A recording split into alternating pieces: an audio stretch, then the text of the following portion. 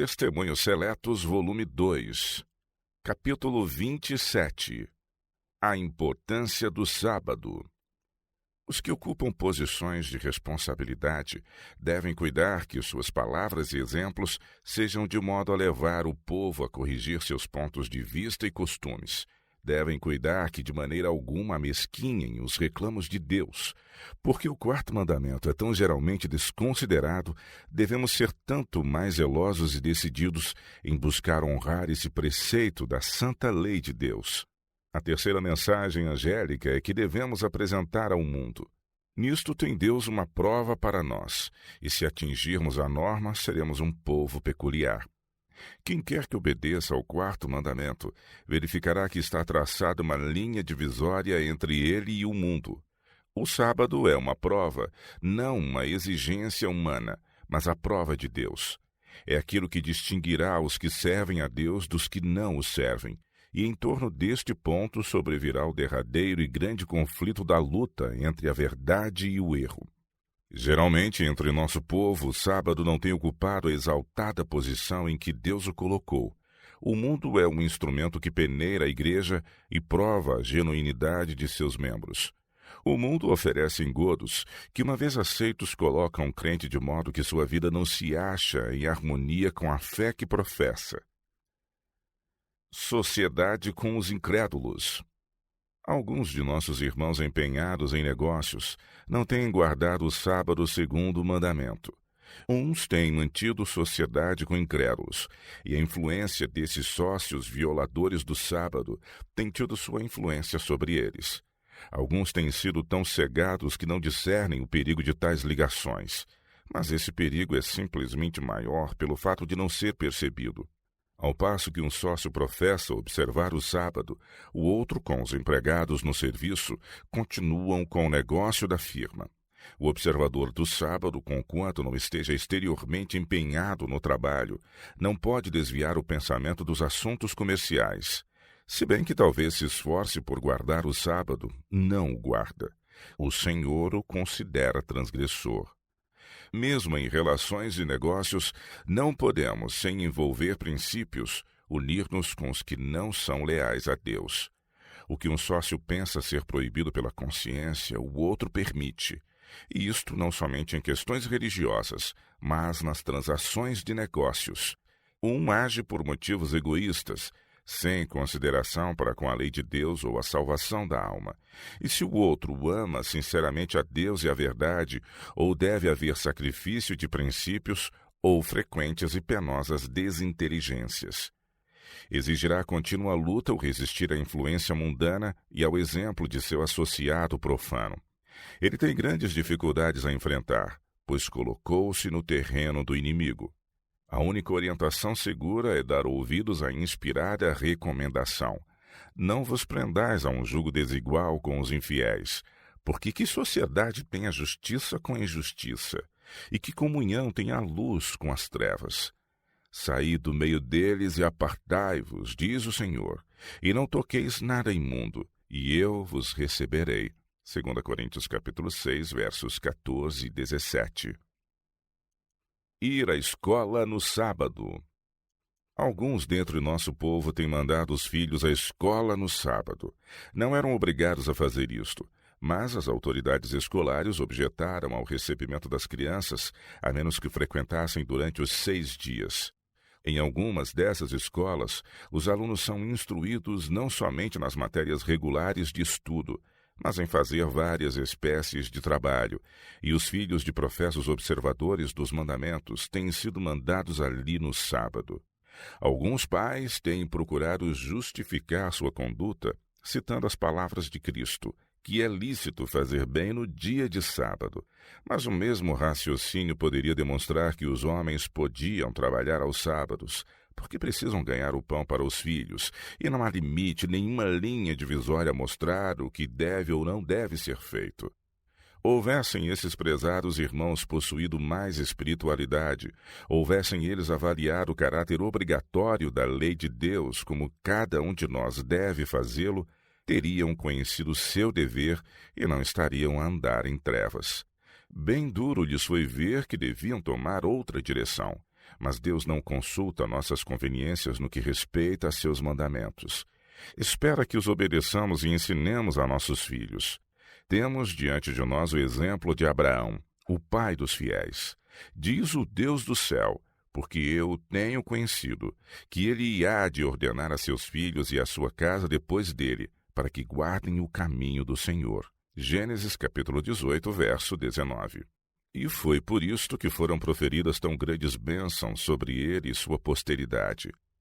Nossos irmãos não podem esperar a aprovação de Deus enquanto põem seus filhos onde lhes é impossível obedecer ao quarto mandamento. Devem esforçar-se para fazer com as autoridades arranjos pelos quais as crianças sejam dispensadas das aulas no 7º dia. Uma vez que isto falhe, então é patente o seu dever, obedecer os mandamentos de Deus, custe o que custar. Em alguns lugares da Europa Central, há pessoas que têm sido multadas e aprisionadas por não mandarem os filhos à escola aos sábados. Em certo lugar, depois de um irmão haver declarado positivamente a fé que professava, chegou à sua porta um oficial de justiça e obrigou as crianças a irem para a escola. Os pais deram-lhes uma Bíblia em lugar dos habituais compêndios escolares e passaram o tempo a estudá-la. Mas onde quer que seja possível, nosso povo deve estabelecer escolas próprias. Onde não puderem fazer, devem mudar-se quanto antes para um lugar onde possam guardar livremente os mandamentos de Deus. A prova da lealdade. Alguns argumentarão que o Senhor não é tão exigente em seus preceitos, que não é seu dever guardar o sábado estritamente com tão grande prejuízo ou se colocarem em conflito com as leis da terra. É, porém, justamente aí o ponto em que sobrevirá a prova, a ver se honraremos a lei de Deus acima das exigências dos homens.